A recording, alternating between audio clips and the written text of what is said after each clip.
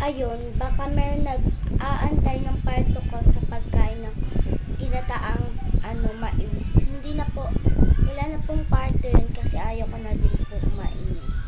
Dahil ayoko na. Pero kakain pa naman ako pag gusto ko. Kaya ngayon, kakain tayo ng spaghetti. Ang best ng oras. Siguro magpaparto ulit ako. Yan. 7 months kasi ng pinsan ko. Kaya nagluto silang pansit.